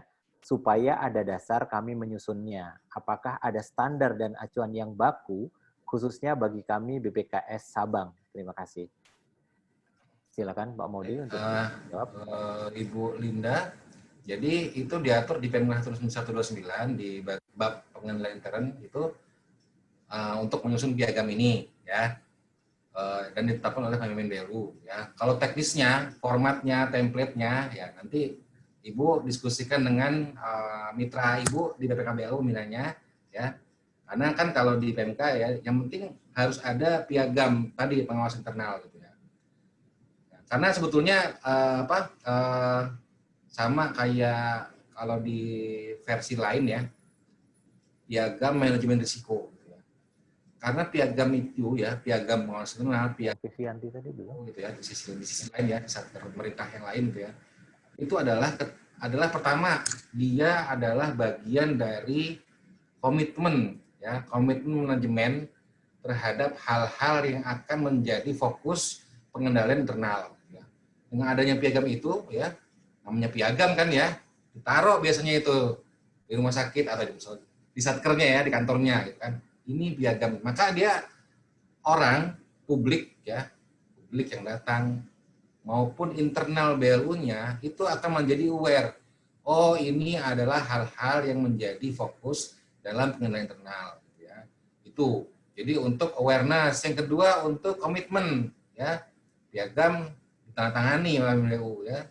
Itulah komitmen manajemen bahwa hal-hal ini yang akan menjadi perhatian kita, ya, yang akan menjadi fokus kita dalam proses pengendalian internal ya itu. Jadi kurang lebih untuk awareness, komitmen dan untuk monitoring juga gitu ya. Nah, jadi ketika ada piagamnya, oh hal ini loh gitu. Nah, itu nanti hal ini akan dimonitor ya. Kurang lebih itu ya. Teknisnya seperti apa, dokumentasi, template, standar nanti Ibu bisa diskusikan dengan mitra kerja pembinanya di BPK BLU. Demikian Mas Ayon. Oke, baik. Terima kasih. Demikian jawaban kepada Ibu Linda. Dan selanjutnya pertanyaan dari RSUP Adam Malik. Pertanyaannya, apakah pegawai aktif BLU bisa menjadi anggota Dewas? Sesuai PMK 95 tahun 2016, bab 4 persyaratan, pasal 7 huruf G, bukan pegawai BLU yang bersangkutan. Bagaimana kalau ini terjadi? Apakah remunerasinya boleh dibayar? Karena sudah ada SK penetapan Dewas. Demikian, silakan Pak Modi. Baik, terima kasih dari Rumah Sakit Adam Malik. Ya, jadi ini karena apa ya, suatu kasus pengecualian itu nanti kami koordinasikan dulu ya, Bapak Ibu dari Adam Malik. Kita diskusi dulu dengan Ditjen Yankes gitu ya, yang mengusulkan ya, Kemenkes yang mengusulkan. Karena usulan Dewas itu dengan Kemenkes ke Menteri Keuangan untuk mendapatkan persetujuan ya.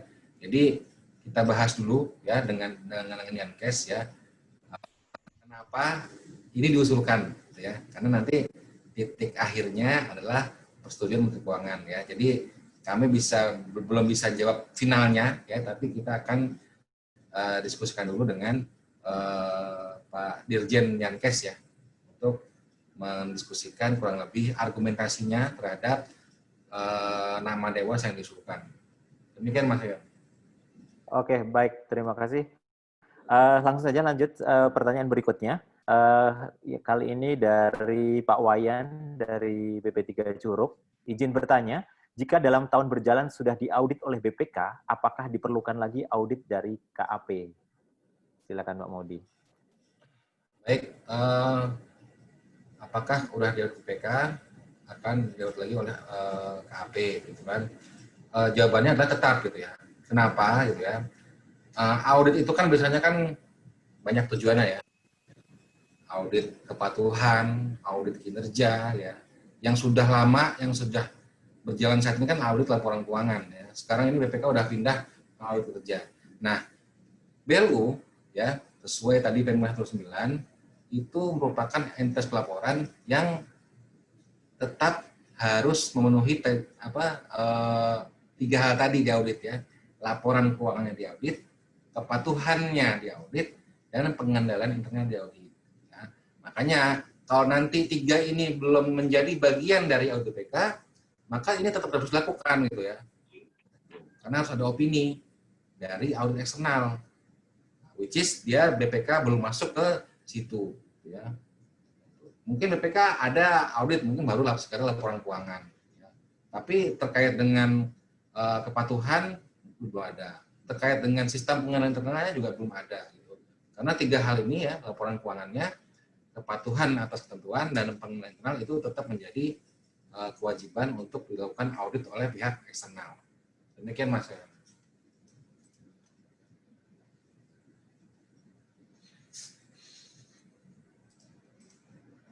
Halo? Oke, cukup Pak Maudi ya jawabannya ya. Ya, nah, mungkin tambahan sedikit nih dari Mas Unggul bahwa tadi kan audit BPK sudah ya.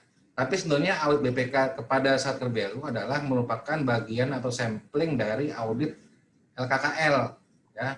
Misalnya audit BPK ke rumah sakit adalah bagian dari audit sampling dari laporan keuangan Kementerian Kesehatan ya.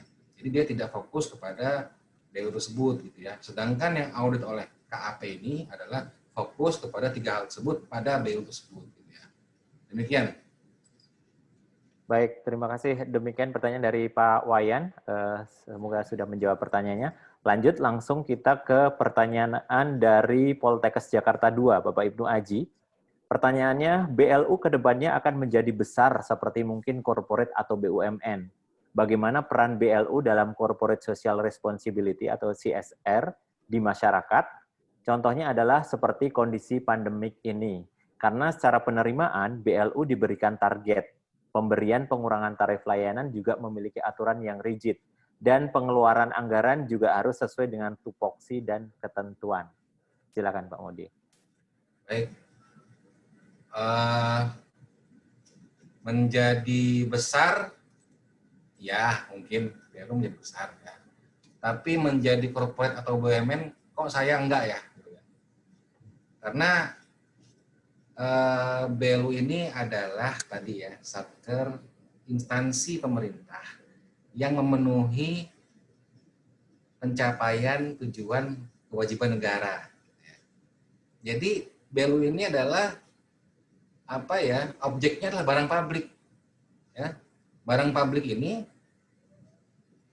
jangankan swasta ya, BUMN tuh belum tentu bisa masuk gitu ya. Bisa masuk artinya apa? Efisien untuk masuk gitu ya, memenuhi syarat untuk masuk gitu ya. Karena kalau BUMN sama korporat ya, dia jelas dia mengutamakan keuntungan. BLU tidak mengutamakan mencari keuntungan gitu ya. Sehingga tadi gitu ya, tujuannya adalah layanan gitu ya. Bukan keuntungan, bukan pendapatan besar, bukan apa gitu ya.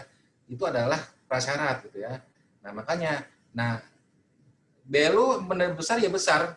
Yang besar adalah layanannya. Yang banyak, yang kaya adalah layanannya. Tapi bukan institusi yang berubah menjadi BUMN itu ya. Gitu ya. Nah, terkait dengan corporate social responsibility gitu ya. Sebetulnya kalau untuk di lingkungan instansi pemerintah, kan kita sudah mengenal juga ya. Bahkan bukan cuma BLU. Satker biasa, instansi pemerintah biasa juga bisa menyelenggarakan corporate social responsibility ya, selama itu sudah direncanakan ya, dianggarkan sebelumnya dan juga masih terkait dengan tusinya gitu ya. Mungkin kalau yang sekali lagi saya karena mitra saya dari kesehatan ya, kayak misalnya yang saya tahu lah ya, kalau di rumah sakit Polri gitu ya, corporate social responsibility-nya mengadakan rapid test massal gitu ya untuk anggota gitu ya.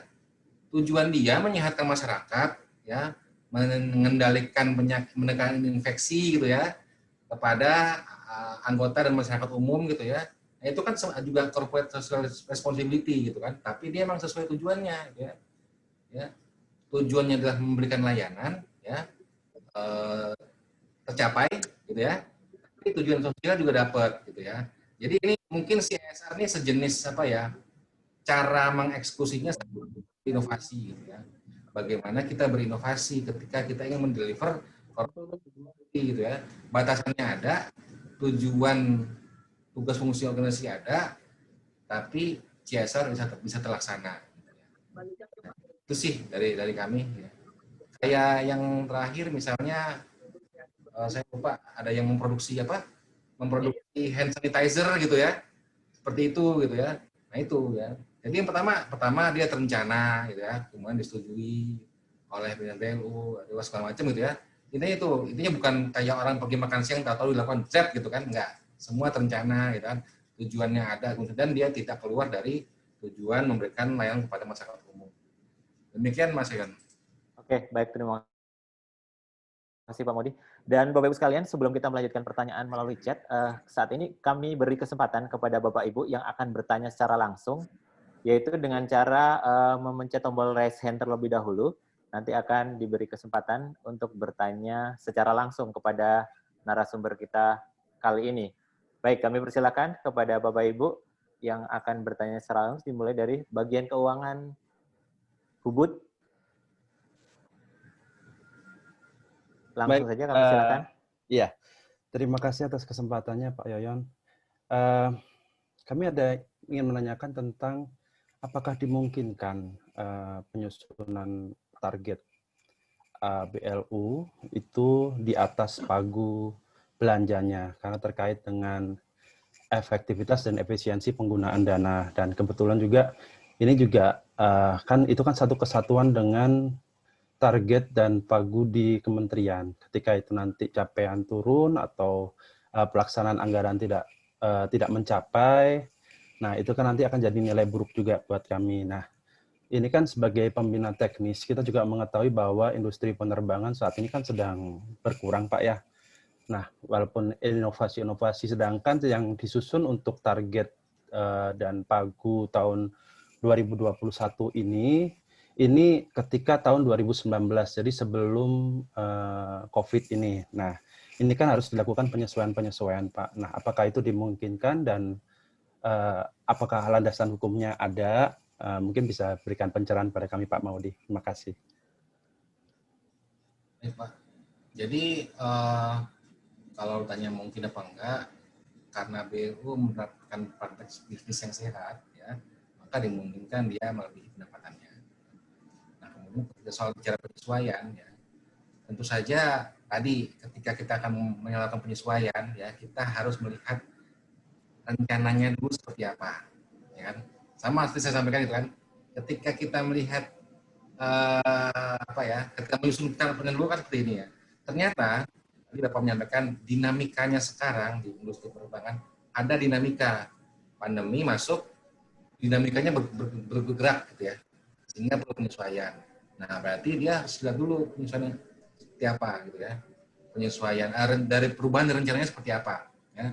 Mau lebih nggak apa-apa, orang yang namanya juga sehat kok gitu kan, praktiknya sehat ya.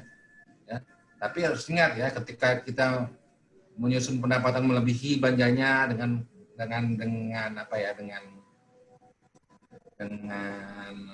paradigma bahwa kita menerapkan bisnis sehat. Ini saya agak takut tersesat nih Pak gitu kan, karena saya sendiri waktu baru masuk juga takut tersesat kan, seolah-olah BLU itu mengejar pendapatan gitu. Bukan, BLU bukan mengejar pendapatan, BLU adalah mengejar layanan.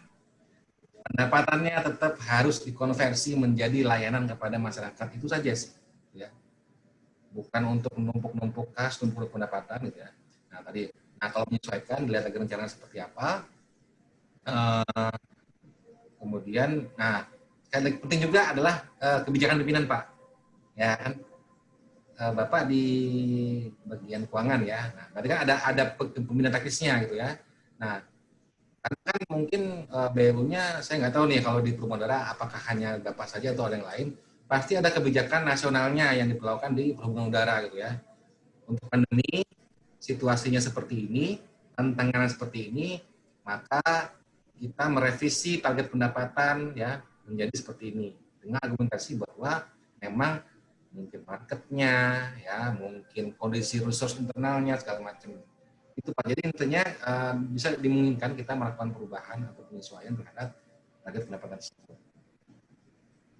Untuk landasan hukumnya Pak Maudi, maaf, kalau memang penyesuaian itu hanya apakah dari renstrannya disesuaikan sesuai dengan karena kan memang sudah ada penyesuaian di tahun 2020 terkait Perpres 72 penurunan target. Nah, sedangkan di tahun 2022 yang kita susun ini otomatis kan pengacuannya pada target sebelumnya nih Pak, target sebelumnya yang di 2021 yang sudah dibukukan di tahun 2019.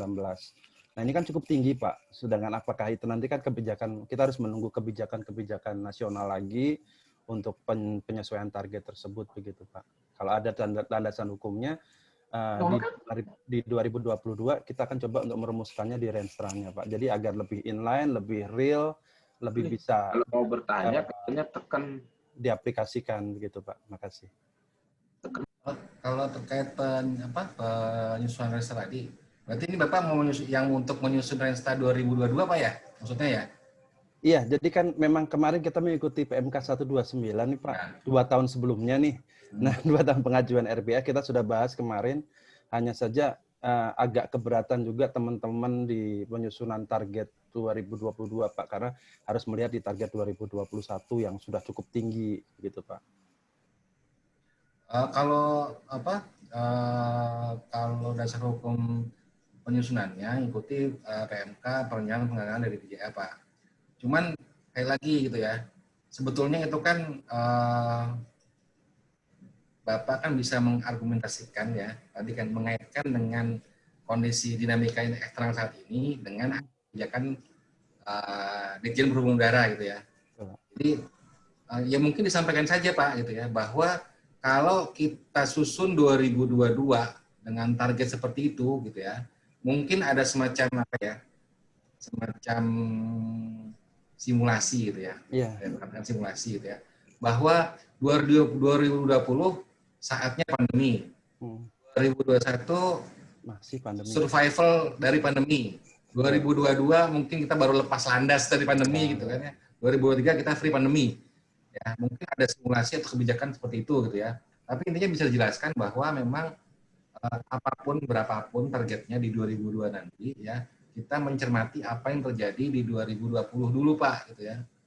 2020 situasinya seperti apa sampai dengan akhir 2020. 2021 targetnya seperti apa, Bapak kan bilang 2021 sudah besar gitu ya. 2022 dinaikin lagi gitu ya. Hanya ini ya, coba Bapak kan lebih tahu industri penerbangan, perkembangannya, dampaknya seperti apa, sehingga itu apa ya bisa masuk akal, bisa dijelaskan argumentasinya ketika menyusun RBA di 2020 itu Pak. Tapi kalau dasar hukumnya tetap ikut PMK mengenai perencanaan penganggaran DJI Pak. Oh, begitu baik Pak, makasih Pak Maudi. Oke, baik, terima kasih. Dan kita masih memberi satu kesempatan lagi untuk yang bertanya secara live. Kita beri kesempatan kepada Bapak Muryanto dari Rumkit Bayangkara. Kami persilakan Bapak Muryanto.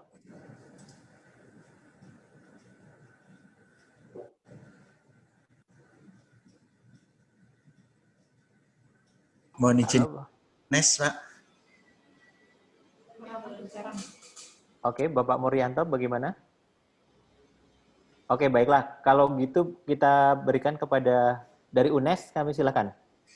Mohon izin, kami tidak, memang agak melebar, tidak kaitannya dengan RBA, tapi berkaitan dengan BLU dan peraturan lanjutannya yaitu NIB, nomor induk berusaha.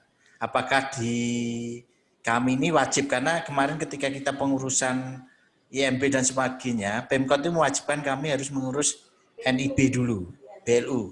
Walaupun di peraturan pemerintah memang tentang OSS, memang di sana ada BLU. Nah, BLU pendidikan itu wajib nggak harus memiliki NIB? Terima kasih. Baik, terima kasih Pak. Saya kurang paham betul regulasi tentang NIB ini ya Pak. Tapi kalau di PMK kita sebetulnya tidak mengatur itu ya.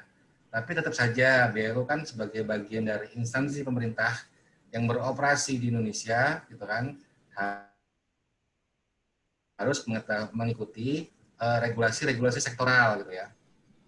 Saya ambil contoh saja ketika kita bahas kemarin soal perpajakan, Pak. Perpajakan itu kemarin rumah sakit BLU itu di pertengahan tahun ini itu sempat tidak bisa menikmati insentif perpajakan. Ya. Karena rupanya NPWP-nya itu golongannya bukan golongan yang bisa mendapat insentif. Ya. Nah itu kan berarti ada regulasi sektoral yang harus dipenuhi, ya, selain regulasi keBLU-an ya, gitu ya. Nah, makanya kalau saya kurang paham ya soal NIB ini, ya. Apakah itu regulasi sektoral dari kementerian mana atau dari mungkin pemerintah daerah, tapi tetap saja sebagai instansi pemerintah yang beroperasi di Indonesia tentu saja harus mengikuti regulasi-regulasi yang ada gitu ya. Nah kalau yang tadi saya sampaikan itu akhirnya setelah kita penuhi baru akhirnya bisa menikmati beberapa insentif terkait perpajakan yang saat itu diberikan kepada rumah sakit lain gitu ya. Rumah sakit lain dapat karena dia sudah kode NPWP-nya dia memenuhi untuk mendapat insentif. Itu jadi ketika kita bukan compliance ya, belum memenuhi sajalah, belum memenuhi regulasi sektoral, itu nanti kita ya tadi mungkin ada hambatan. Sebenarnya kita tetap mengikuti regulasi-regulasi di sekitar kita yang memang berlaku untuk operasionalnya BLU. Ini info dari Pak Irfan ini, BLU sudah bisa membuat NIB dalam aplikasi OSS pada BKPM, Pak. Nah, kemudian NIB diganti dengan SK ketetapan UNES menjadi BLU. Jadi ketika sudah menjadi BLU, dia tidak perlu NIB ini ya. Dari Mas Wikco ini ya tambahannya. Demikian Pak.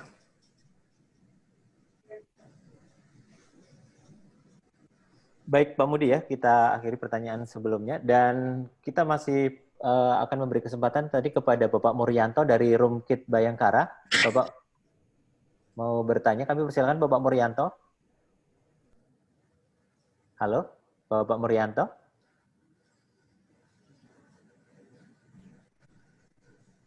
Baik, sepertinya tidak respon. Kalau gitu kita akan lanjut ke pertanyaan yang melalui chat, Pak Modi.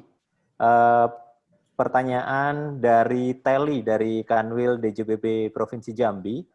Pak izin bertanya terkait dengan pengelolaan kinerja Satker BLU. Apakah BLU wajib menurunkan KPI BLU dari pimpinan kepada setiap pegawai BLU? Karena berdasarkan monitoring kami, pegawai BLU masih mempunyai kontrak kinerja berdasarkan SKP. Demikian Pak Modi, silakan. Baik. Jadi saya ya mengatakan bahwa kita ini soal kinerja ya, soal kinerja saja ya. Soal kinerja negara inilah saya mengatakan BLU atau siapa. Tapi institusi pemerintah ya. Institusi pemerintah ini masih dalam proses tahap belajar mengenai pengelolaan kinerja, ya. Ini kan sebetulnya kan barang-barang lama di swasta gitu ya, yang mencoba tahun mungkin zaman RB ya, zaman reformasi birokrasi itu dicoba diterapkan di institusi pemerintah, kan. Kalau di swasta, pengelolaan kinerja kan gampang. Target marketing, targetnya jual berapa, produksi targetnya produksi berapa gitu kan. Tapi ketika dia dibawa ke institusi pemerintah, hal itu tidak mudah sepenuhnya langsung plug gitu ya. Mungkin di kementerian ini masih ada ketentuan mengenai pengelolaan kinerjanya, gitu kan. Dari Menpan atau BKN keluar juga mengenai tentang SKP yang pengganti DP3 segala macam gitu ya. Di internal kementerian juga punya ketentuan, punya mekanisme, punya prosedur mengenai pengelolaan kinerja. Ya. Nah, sekarang kita bawa ke BLU. Nah, di BLU ada pengaturan tentang tadi kan tentang kinerja, indikator kinerja segala macam gitu ya. Tapi juga ada yang peraturan Menpan itu mengenai SKP. Menpan BKN ya, saya lupa. Tuh. Tapi itu Pak, itu bisa disinkronkan saja gitu ya. Ya. Disinkronkan saja gitu ya. Sepanjang dia masih selaras ya, sinkron, selaras gitu ya. Antara yang kita indikator kinerja yang ditetapkan dalam mekanisme keBLU-an dengan SKP tersebut ya nggak apa-apa gitu kan. Ya, jadi cascading KPI-nya dari pimpinan itu di cascade ke bawah disinkronis saja gitu ya dengan SKP gitu ya. Nah, sepanjang dia sinkron nggak apa-apa gitu. Tapi kalau ketika dia emang jauh bener gitu ya, KPI pimpinan seperti apa, di cascade ke bawah mestinya seperti apa, bunyinya SKP lain lagi gitu ya. Nah, itu yang tidak dihindari gitu ya. Makanya nggak apa-apa menggunakan SKP, tapi disinkronize dengan cascading dari KPI di atasnya gitu ya. Kan pimpinan punya KPI, turunkan ke bawah seperti apa. Ya, sudah ada SKP, ya udah disinkron aja, ya disinkron gitu kan. Ya, jangan lari dari SKP-nya, lari dari KPI-nya tadi pimpinan tadi. Itu Mas ya. Baik, terima kasih kepada Pak Maudi. Dan Bapak Ibu sekalian, sepertinya karena waktu kita sudahnya hampir habis, jadi kayaknya kita tutup dulu Pak Maudi untuk pertanyaannya. Dan kami mengucapkan terima kasih kepada Bapak Maudi yang sudah memberikan banyak pencerahan untuk hari ini. Dan bagi Bapak Ibu yang tadi merasa sudah menyampaikan pertanyaan, tetap tenang saja karena pertanyaan itu akan kami jawab dan nanti hasilnya jawabannya akan kami share melalui link bit.ly seperti yang link materi yang telah kami sampaikan sebelumnya. Dan kami usahakan untuk hari ini, mungkin sekitar jam 3 sore nanti Bapak Ibu sudah bisa mengakses jawaban-jawaban dari pertanyaan Bapak Ibu sekalian. Dan Bapak Ibu sekalian, sebelum kita mengakhiri acara ini, kami mohon Bapak Ibu untuk tetap di tempat masing-masing. Kita akan mengikuti mini quiz terlebih dahulu. Jadi Bapak Ibu kami persilakan untuk mengikutinya melalui layar masing-masing yang akan di-share oleh rekan-rekan panitia. Kami persilakan. Kami mohon untuk dapat mengisi mini quiz yang akan kami sampaikan berikut ini. Ya.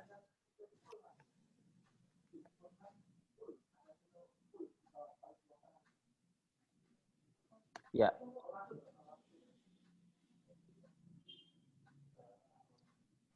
Jadi Bapak Ibu ada beberapa pertanyaan, kami persilakan untuk dapat mengisinya. Ada 5 pertanyaan. Kami persilakan untuk menggesernya dan juga mengisinya. Menugaskan pemimpin dulu untuk menugaskan pemimpin dulu.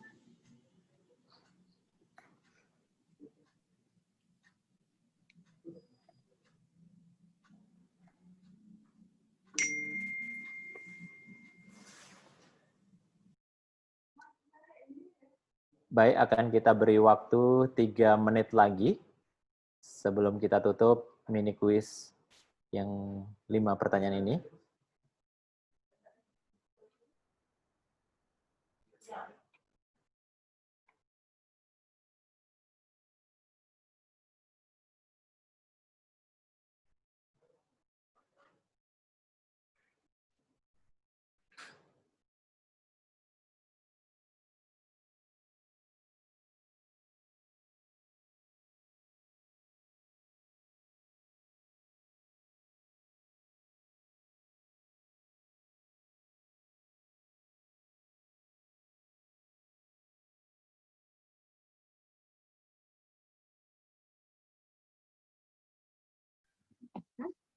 Ya.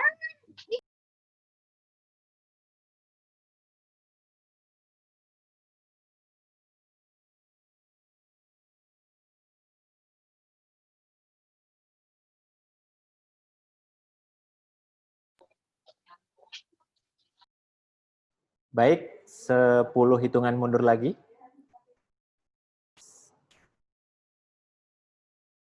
5, 4, 3, 2, 1. Baik, kami tutup sesi untuk Bapak Ibu menjawab mini quiz. Dan akan kita tampilkan Bapak Ibu sekalian hasil dari jawaban Bapak Ibu sekalian dalam bentuk chart berikut ini. Kita lihat apakah sudah sesuai ya. Dari pertanyaan nomor 1, analisa RBA oleh DJBB meliputi 92% menjawab aspek produktivitas dan ternyata 92% juga benar ya jawabannya ya. Dan kemudian untuk pertanyaan kedua, upaya peningkatan pembinaan dari pembina teknis. Ini juga Bapak Ibu sebagian besar 85% menjawabnya dengan benar. Luar biasa sekali Bapak Ibu. Dan untuk pertanyaan ketiga, rapat Dewan Pengawas dengan pejabat pengelola paling sedikit diselenggarakan dalam 1 kali setiap bulan. Ada 44% dari Bapak Ibu yang menjawab benar, yang lainnya masih kurang tepat. Dan pertanyaan keempat, syarat keanggotaan SPI, 95% menjawab benar, yaitu tidak rangkap jabatan dan mempunyai sertifikasi. Dan pertanyaan terakhir nomor 5, output pemeriksaan keuangan oleh kantor akuntan publik, yaitu laporan hasil pemeriksaan atas 77% menjawab A, B, dan C benar, dan itu adalah jawaban yang benar. Baik, luar biasa hasil dari mini quiz kita siang hari ini, dan juga luar biasa webinar kita kali ini. Bapak Ibu sekalian, kita mengucapkan terima kasih banyak atas waktu terbaik Bapak Ibu untuk mengikuti webinar kita kali ini dengan tema tata kelola yang baik, karena sekali lagi kebijakan harus diiringi dengan tata kelola yang baik secara konsisten dan juga berkelanjutan. Bapak Ibu sekalian, jangan lupa untuk mengikuti webinar seri-seri berikutnya. Untuk seri kedua nanti akan mengambil tema transparansi pengelolaan kas di Selasa 17 November 2020. Dan seri ketiga dengan tema peningkatan optimalisasi aset di hari Senin 23 November. Dan juga seri keempat yang menarik juga dengan tema tarif dan remunerasi yang akan kita selenggarakan Kamis 26 November 2020. Baiklah Bapak Ibu sekalian, kami sekali lagi mengucapkan terima kasih. Mohon maaf bila ada kekurangan dalam penyelenggaraan webinar kita kali ini. Sampai jumpa di webinar selanjutnya. Saya Yon pamit undur diri. Terima kasih dan wassalamualaikum warahmatullahi wabarakatuh. Selamat siang. Waalaikumsalam warahmatullahi wabarakatuh. Waalaikumsalam warahmatullahi wabarakatuh. Ini Bapak Ibu.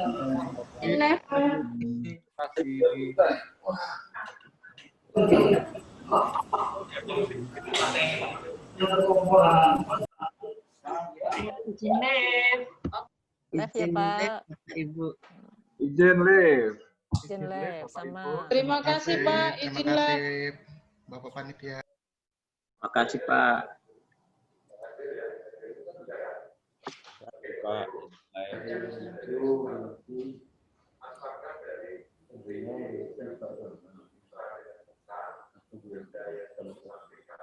Makasih Pak.